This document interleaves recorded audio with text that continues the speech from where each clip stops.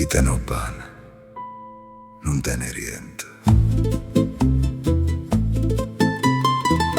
Peppe racconta, una volta, quando sentivo certi proverbi, parevano solamente parole antiche. Poi cresce e capisce che in da certe frasi c'è sta nascosta vita sana. E uno dei più veri, forse è chist. Chi te ne pane, non te ne riente.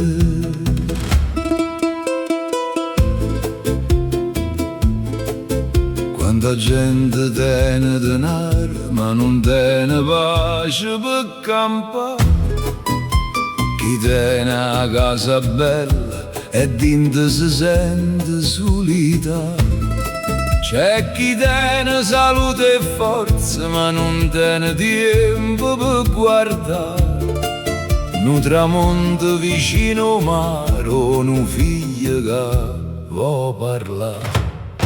Chi tiene pane non tiene niente, e ognuno porta una croce rindamente. Chi cerca amore spesso resta solo, e chi tiene tutto non ride quasi mai. Peppe racconta, oggi tutti corrono, telefonini, soldi, apparenza, fotografie, ma tanta gente ride per finta, e quando resta sola si sente vacante rindo cuore. C'è chi tiene milioni viste e nessuno vicino per parlare.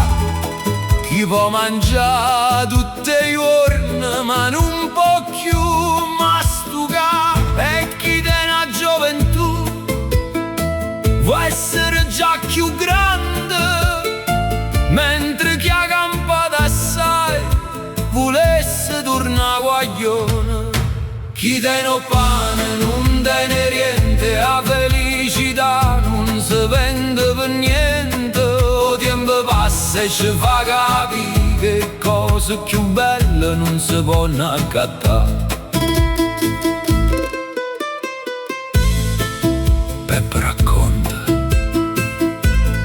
e allora forse o segreto non ne avere tutte, ma sape guardare quella che ancora tenimmo vicina.